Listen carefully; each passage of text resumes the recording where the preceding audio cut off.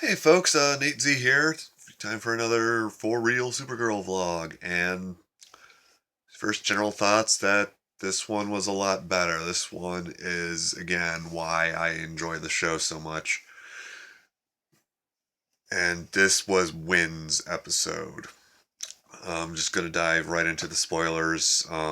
Wynn's father, the Toyman, breaks out of prison. And I've been pretty excited for that because I'm not entirely sure why, because the Toyman has never been a villain I cared about either way before. But I don't know, just when I found out that they were going to make Wynn related to him, and then when they started setting that up, I just started really looking forward to it. And the payoff was great. And again, Wynn is starting to replace Kara as my favorite character on this show, honestly. It's just, I saw so much of him in this, so much of myself in him today. It was just nuts. For example, him was talking about how, how his dad went crazy and he's always worried about maybe this is it, maybe this is the moment that I snap. And as I've mentioned, I started doing all these videos to help with my own mental issues. And yeah, is this it? I don't want to derail too much, but yeah, again, I understand those feelings completely. And then, the cat is out of the bag, so to speak. Wynn kisses Kara, and it does not go well. And again, not so much that, because I've not kissed someone and then had that happen. Good Lord, I would have a heart attack as soon as the idea occurred to me. But his speech at the end, where he's talking about how he can no longer just pretend he doesn't have this feelings and hang out with her like nothing's wrong, and he's not dying inside. While maybe dramatic, again, way too freaking familiar. It's, yeah. Again, don't want to derail, but Jeremy Jordan, you're doing an amazing job. Thank you for giving so much heart and relatability to this character. It's been great. And as for the Toyman himself, he never wore a silly costume, but he was actually still really creepy for, just an old man wearing, I think it was a hoodie. But yeah, he was just the right edge of creepiness. He really believed that everything was this toy executive's fault. And I don't know, I thought he and Jeremy Jordan looked similar enough that I could believe they were related.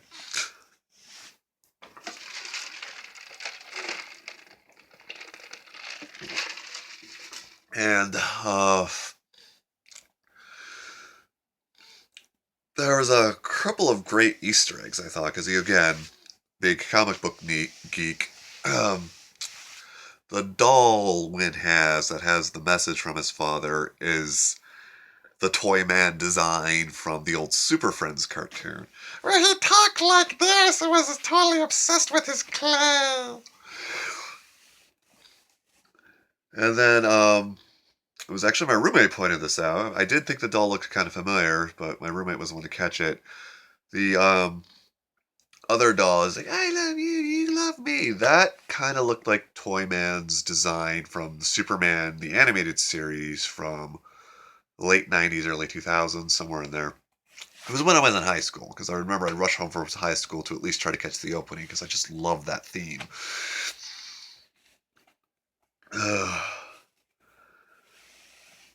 So yeah, those were really nice touches, I thought. And speaking of creepy, Toyman's design in the Superman animated series was creepy.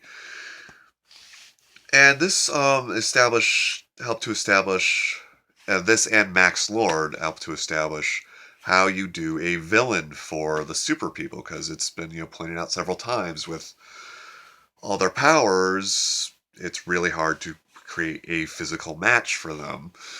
So what you do is create a villain who's an intellectual superior. Okay, the multiple bombs in more than one area has been done before, but that works. I mean, I actually just saw something like that in Flash recently, but as cliche as it was, it works. And, it's one of the few cliches I really don't get tired of because it makes sense, and that's one of the things you sort of have to do. So, yeah, and that's one of the things, when we started going out of the Silver Age craziness, Superman was no longer a genius that can invent anything to stop anything. So, yeah, so Toyman was a very smart, good villain. I kind of like how he in this incarnation they didn't talk about how he was a Superman antagonist, how he killed some people, ended up in jail, and now he's fighting Supergirl. Maybe for some people that's blasphemy, but for me that works just fine.